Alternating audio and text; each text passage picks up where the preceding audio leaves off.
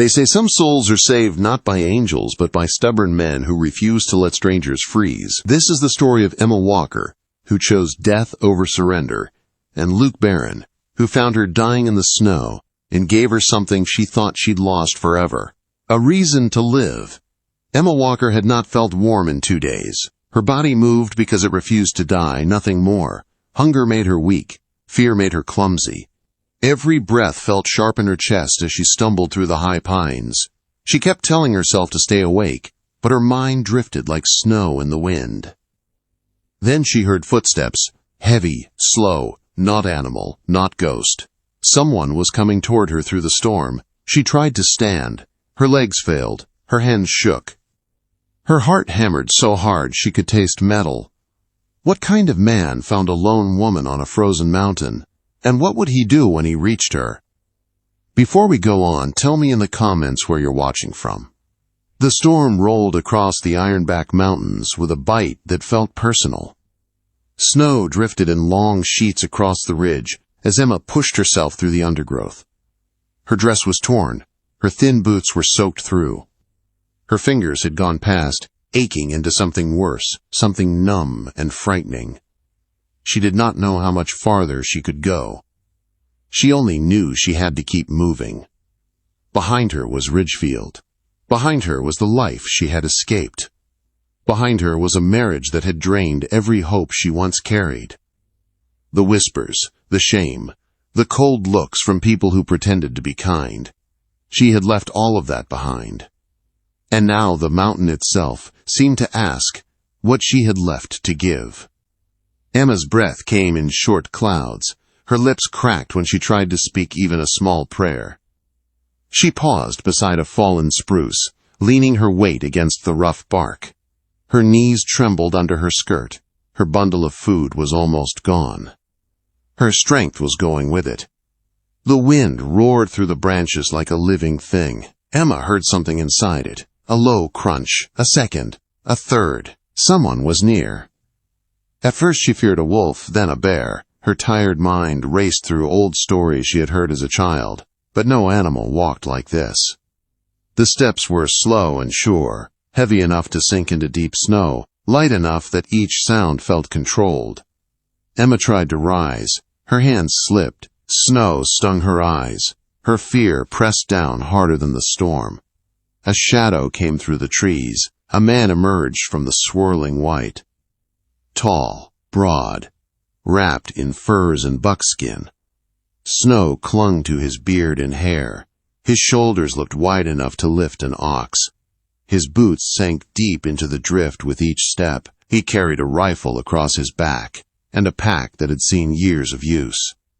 His eyes were the first thing she noticed. Blue, clear as lake ice. Watchful, quiet, not cruel. Not warm either, just steady. He stopped a few feet from her, as if giving her space to breathe. "You're in trouble, ma'am," he said.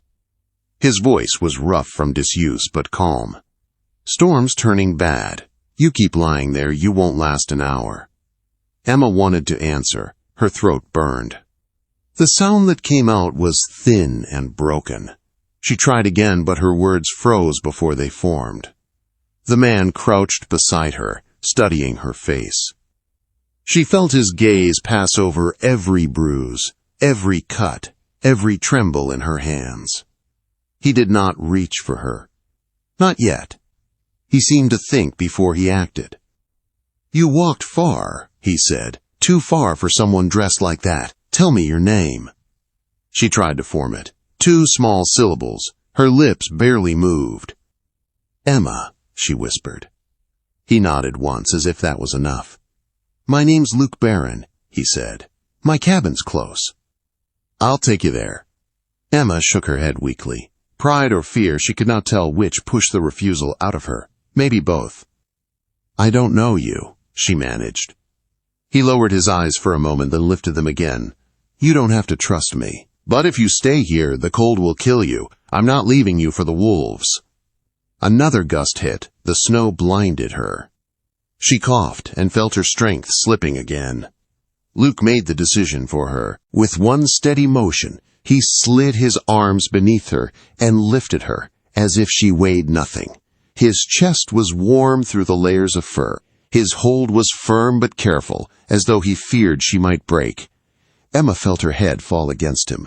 She hated how weak she was, hated how good it felt to be held, even by a stranger. Luke moved through the storm with sure steps. The world blurred around her. White wind, dark trees, his heartbeat steady under her cheek. She floated in and out of awareness, catching glimpses of a small cabin ahead. Smoke curled from the chimney like a promise of life. Luke pushed open the door with his shoulder and carried her inside. Warmth rushed over her skin. Firelight flickered across log walls. She felt the heat from the hearth as he knelt and laid her on a bed covered with thick pelts. Her vision blurred. Her body shook. Luke's voice felt far away now. "Rest," he said quietly. "You're safe here." Emma wanted to believe him, but the fear of men had lived in her too long. Before darkness claimed her, she wondered one thing. Why would a man who lived alone on a mountain choose to save her? Warmth moved slowly through Emma's body, like sunlight creeping across a winter floor. She lay very still, afraid that if she opened her eyes, the cold would rush back and swallow her. The crackle of a fire reached her first, then the steady rush of wind outside, softened by thick cabin walls. A faint smell of wood smoke and pine filled the air. When she finally dared to move, a soft pelt brushed her cheek, a blanket, a real bed beneath her, not snow, not dirt. She opened her eyes. Rough-hewn logs formed the ceiling above her. Firelight flickered on the walls. A stone hearth glowed with steady flames. The room was small, quiet, and warm enough to make her eyes sting with sudden relief. Then she saw him. Luke Barron sat near the fire, working on a trap with slow, careful hands. His shoulders filled the chair. His hair was dark under a worn hat, and his beard caught the orange light. He looked younger than she expected. Tired, yes. Weathered. But not old. He hadn't noticed she was awake. She studied him, unsure why her heart beat faster. Maybe fear. Maybe something else. The floor creaked when she shifted. Luke's eyes lifted at once. "You're awake." His voice held no surprise, only quiet relief. Emma tried to sit. The room tilted. Luke crossed the space in 2 strides. "Easy," he murmured, body still catching up. He steadied her with one hand under her back. His touch was gentle, almost careful. When she was sitting, he stepped away again, giving her space. "You've been asleep near a day," he said. "Cold had its teeth in you." "A day?" Emma whispered. "I didn't mean to. I shouldn't be." "You should be alive," Luke said. "And you are." "That's all." Emma looked down at her hands. They were scrubbed clean and wrapped loosely with cloth. She hadn't done that. Luke must have. She swallowed hard. "Thank you," she said softly. He shrugged, uncomfortable. "Storm would have killed you." "No sense letting that happen." A small wooden bowl sat near the fire. Steam curled from it. He brought it to her. "Broth," he said. "Venison. It'll help with the shaking." Her hands trembled as she took it. Luke noticed and set one large hand beneath hers, steadying the bowl until she got her grip. The warmth traveled up her arms and into her chest. She ate slowly. Each spoonful seemed to wake something in her. Luke watched quietly from a few feet away, not staring, just making sure she managed. "My name is Emma Walker," she said between breaths. He nodded once. "Luke Barron." Outside, the wind pushed against the cabin walls, but they held firm. For the first time in days, Emma felt safe enough to breathe fully. Luke returned to his chair. "You walk too far in bad weather. Anybody chasing you?" Quote. Emma stiffened. Her fingers tightened around the bowl. She looked at the fire instead of answering. Luke didn't push. "You don't have to tell me," he said. "Not now." Emma swallowed the lump in her throat. "I left Ridgefield. I had nothing left there." He nodded again, quiet as snowfall. "World down there can cut deep." Emma glanced around the cabin. Supplies lined the walls in neat rows. Furs hung from pegs. Tools were arranged with careful order. Nothing here felt careless or cruel. "You live alone?" she asked. 8 years, he replied. "Left after the war. Mountain made more sense than people." Emma understood that more than she wished to admit. She reached the bottom of the bowl. Her strength wavered again. Luke took the empty dish from her hands and set it aside. "You can rest," he said. "Storm's still bad. Roads will be closed for days." "I don't want to trouble you." "You're not." His gaze held hers, steady and calm. "This cabin stood through worse storms than you." Something in the way he said it eased a knot inside her. He walked to a wooden chest and opened it. Inside were folded clothes, women's clothes. "These belong to my sister," he said gently. "Dress, stockings. They'll fit better than what you've got." Emma touched the fabric. Her voice was small. "Your sister?" Quote. She passed. He didn't elaborate. He didn't need to. "Thank you," Emma whispered. Luke pulled on a heavy coat. "I'll give you privacy to change. Water's on the stand. Call when you're done." Quote. He stepped outside, shutting the door softly behind him. Snow swallowed him at once. Emma changed slowly. The dress was sturdy wool, warm against her skin. She washed the dirt from her face, her neck, her arms. When she lifted her head, she barely recognized the woman in the small mirror. Tired, bruised, but alive. "Luke," she called. The door opened. He brushed snow from his shoulders, giving her only a brief look before turning to bank the fire. The room felt different now, warmer, softer, safer. "You can take the bed," Luke said. "I'll stay by the fire." "I can't let you." "You can," he said simply, "and you will." Emma lay down, her body sinking into the blankets. Luke settled on a pallet near the hearth, pulling a fur over himself. The flames flickered softly. The room grew quiet. Just before sleep claimed her, Emma sensed movement. She opened her eyes enough to see Luke glance her way. Not in hunger, not in claim, in quiet concern. For the first time in years, she fell asleep without fear. Morning light slipped through the cracks in the cabin walls, thin and pale as a ribbon of gold. Emma woke slowly, wrapped in warmth she didn't remember earning. Luke was already awake. He stood near the fire, rolling out dough on a wooden board. His sleeves were pushed to his elbows, showing strong forearms marked with old scars. He worked with quiet focus. Emma watched him for a moment before speaking. "You cook?" Quote. He didn't look up, but she saw the faintest pull of a smile in his beard. A man has to eat.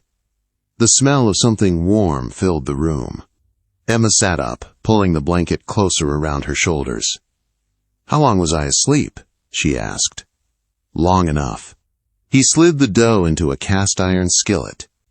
Storm eased some, but it's still rough outside. Emma looked toward the small window. Snow pressed thick against the glass. "I'm stronger today," she said. She meant it. Her voice didn't tremble the way it had yesterday. Luke nodded, but didn't turn. Stronger ain't the same as ready to climb mountains again. His tone wasn't sharp, just honest. Emma eased herself to her feet, testing her balance. She stood a few seconds before her legs wobbled. Luke turned then, catching her elbow before she tipped forward. His hand was warm, steady, and she felt heat rise up her throat. "I'm fine," she whispered. "You're stubborn," he corrected. "There's a difference."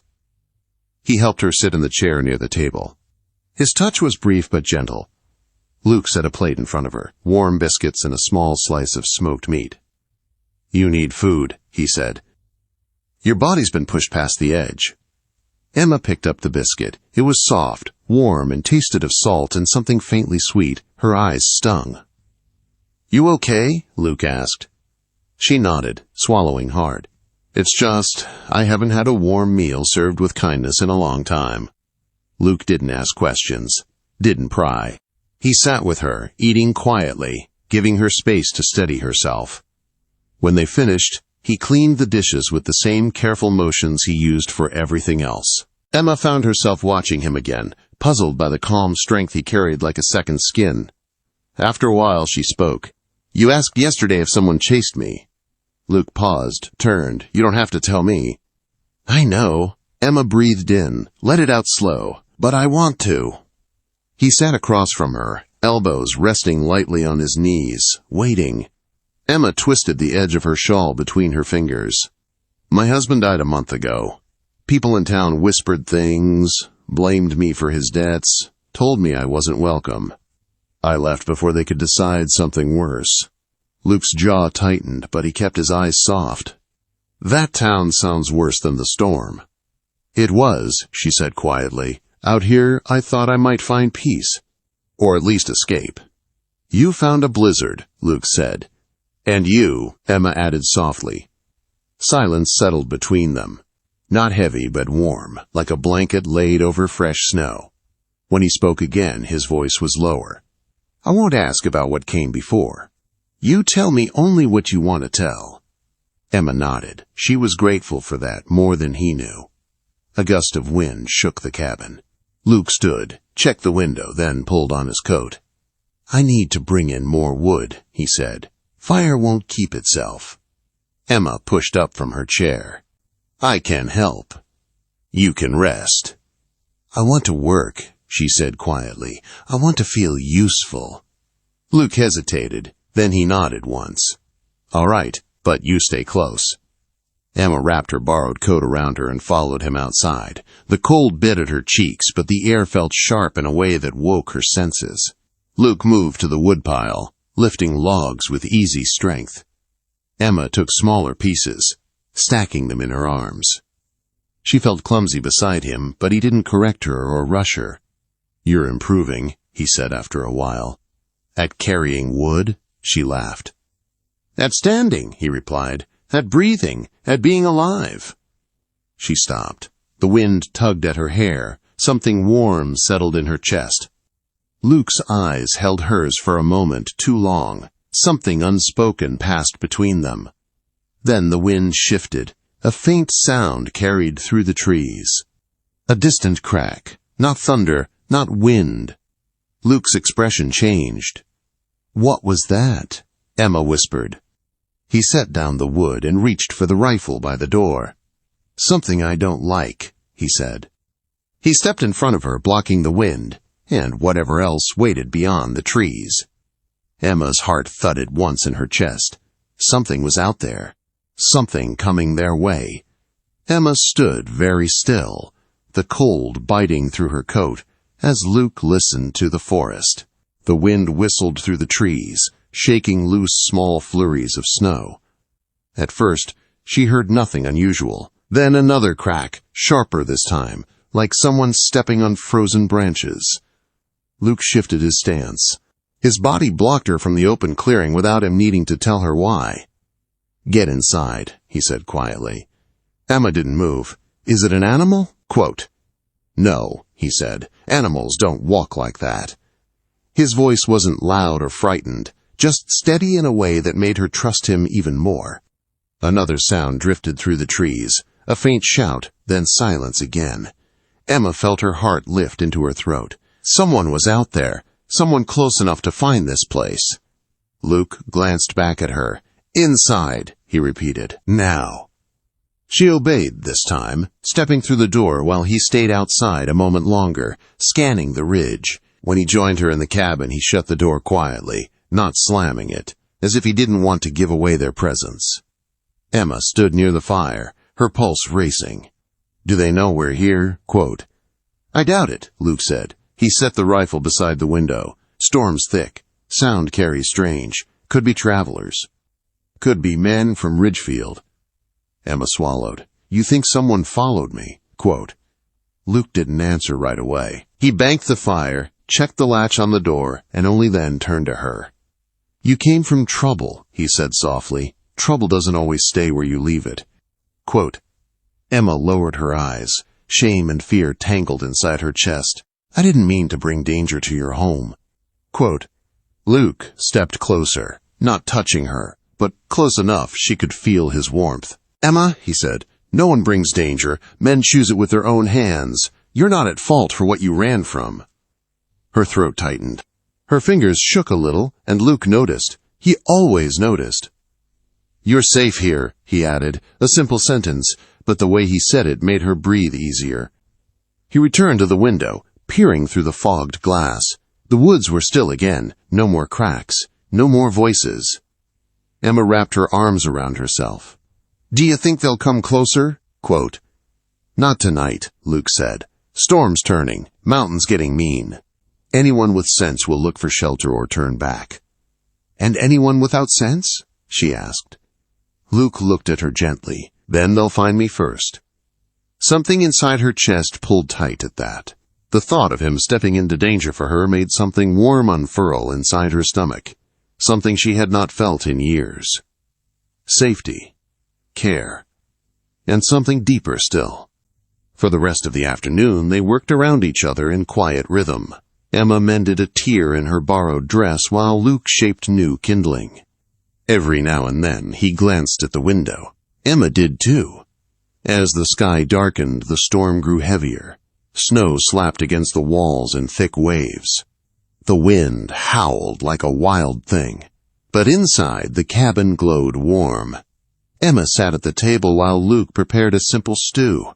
His movements were calm and steady, each one making her nerves settle a little more. When he set the bowl in front of her, Emma felt her eyes sting again. "You're shaking," Luke said, sitting across from her. "It's only the day catching up to me." "No," he said softly. "You're holding too much inside." She looked down at her hands. "I'm not used to someone caring if I shake." Luke's jaw tightened, not with anger at her, but at whatever had made her say a sentence like that. "You should have had someone," he said. "Maybe," she whispered. When they finished eating, Emma helped wash the bowls. Her hands brushed Luke's once. He stopped just for a second. His breath caught the faintest bit. She felt it. He felt it. But he stepped back, giving her space again. Night settled heavy around the cabin. The wind outside roared, but the fire inside glowed soft and warm. Emma lay down in the bed again, and Luke moved to his pallet near the hearth. For a while, neither spoke. Then Emma whispered into the quiet. "Luke, what if someone really is out there?" Quote. His answer was steady. "Then they picked the wrong mountain." Emma pulled the blanket higher. She watched the firelight flicker across Luke's face. His eyes were open, watching the door, calm as stone. He was a man who carried weight without complaint. A man who didn't raise his voice or boast. A man who treated her with a gentleness she had forgotten existed. She closed her eyes, but sleep didn't stay. Somewhere deep in the night, she woke to find Luke sitting upright, still watching. "You haven't slept," she said softly. He turned his head. "I will, when I'm sure you're safe." Emma sat up slowly. "Luke, you can't protect me every second." "I can try." She rose from the bed and moved to sit beside him on the floor near the fire. He didn't stop her. She wrapped a blanket around her shoulders and leaned against the wall. "You saved my life," she said. "I don't know how to repay that." Luke looked at her, his eyes catching the firelight. "You don't owe me anything, Emma. You being alive is enough." "Is it?" she asked quietly. "Because I think you've been alone too long, and I think maybe you saved me because you needed saving too." Quote. His breath hitched. He didn't deny it. Emma reached out and took his hand. His fingers were rough, warm, strong. He stared at their joined hands as if he'd forgotten what it felt like to be touched with kindness. "I was so afraid when I ran," she whispered. "Afraid of dying. Afraid of living. But you made me want to stay alive again." Luke's voice was hoarse. "Emma, I'm not a gentleman. I've got scars. I've done things I'm not proud of. I don't know how to give you the life you deserve." "I don't want perfection," she said. "I just want honesty. I want someone who sees me and doesn't turn away." He lifted her hand to his lips and kissed her knuckles gently. "I see you, and I'm not turning away." Emma's heart swelled. She leaned into him, resting her head on his shoulder. Luke wrapped his arm around her, holding her close as the fire crackled softly between them. "Stay with me," he whispered. "Not just tonight. Stay." Emma closed her eyes and felt tears slip down her cheeks. "I will." They sat together until dawn broke soft and clear over the mountain. The storm had passed. The danger, if it had ever truly been there, was gone, and in its place was something new, something fragile and strong at once. Luke Barron had found Emma Walker dying in the snow and given her warmth when she had none left, and Emma had given him something he thought he'd lost forever. A reason to hope, a reason to love. They had no one left in the world. But now, wrapped in each other's arms, they had everything they needed. The mountain had tried to take her, but the mountain man had held on tighter.